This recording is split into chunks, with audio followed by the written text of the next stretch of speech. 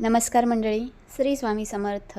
मी अर्चना तुम्हा सर्वांचे खूप खूप स्वागत करत आहे आपल्या चॅनलमध्ये, म्हणजेच अर्चना लिमसे या चॅनलमध्ये।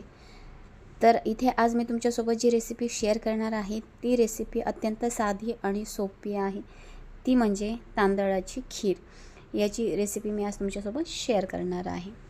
खीर बनवण्याकरता इथे आपल्याला लागणार आहे अर्धा लिटर दूध आणि त्यानंतर इथे अर्धी वाटी इतके मी राशनचे तांदूळ भिजू घातलेले आहेत 15 ते 20 मिनिटाकरता, आणि ते छान भिजल्यानंतर मिक्सरमध्ये असे जाडसर वाटून घेतलेले आहेत। खीर बनवण्यासाठी इथे मी अर्धा लिटर दुधाचा वापर केलेला आहे आणि दूध हे तापण्याकरता ठेवलेलं होतं।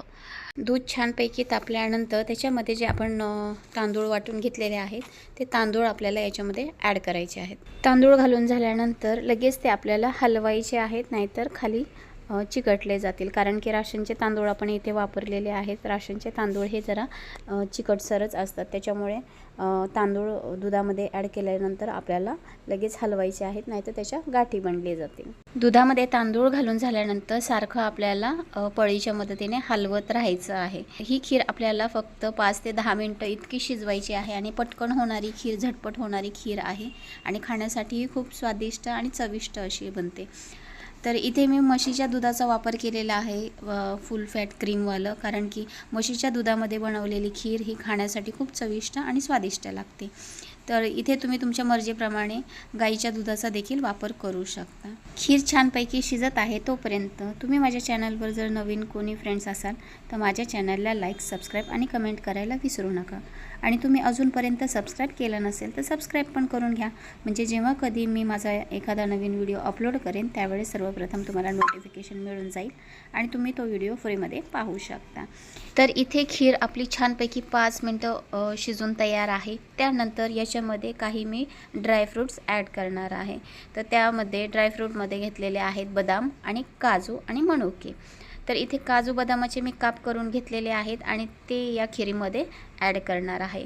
मनुका देखील ॲड करणार आहे आणि परत पुन्हा एकदा ड्रायफ्रूट ॲड केल्यानंतर पुन्हा 1 ते 2 मिनिटं खीर छानपैकी शिजून देणार आहे।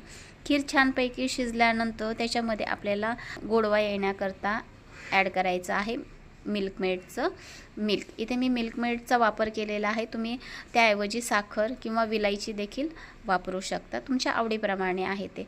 पण मी इथे मिल्कमेडचाच वापर करणार आहे, कारण की मिल्कमेड घातल्याने खूप छान अशी वेगळी चव आपल्या खीरीला येते त्याच्यामुळे, आणि खीर खाण्यासाठी खूप चविष्ट आणि स्वादिष्ट लागते, त्याकरता इथे मी मिल्कमेडचा वापर केलेला आहे। मिल्कमेड घालून झाल्यानंतर पुन्हा छानपैकी खीर ही मी मिक्स करून घेतली आहे आणि त्याच्यानंतर त्याच्यामध्ये केसरचे 4 ते 5 दाणे घालणार आहे, कारण की खीरीला आपला छानसा असा रंग येईल। मिल्कमेड घालून झाल्यानंतर खीर छानपैकी उकळलेली आहे, शिजलेली आहे। त्यानंतर याच्यामध्ये मी घालणार आहे सुका खोबरं।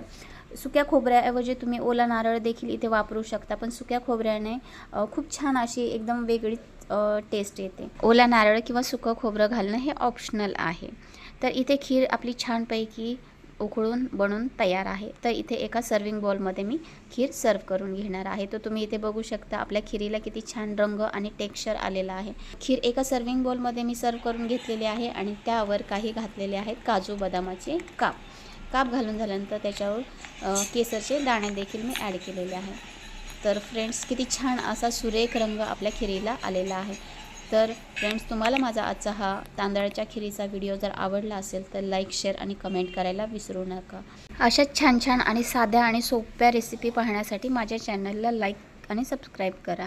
तर भेटूया एका नवीन व्हिडिओमध्ये नवीन रेसिपीसह। तोपर्यंत टाटा, bye, take care, Shri Swami Samarth, have a nice day.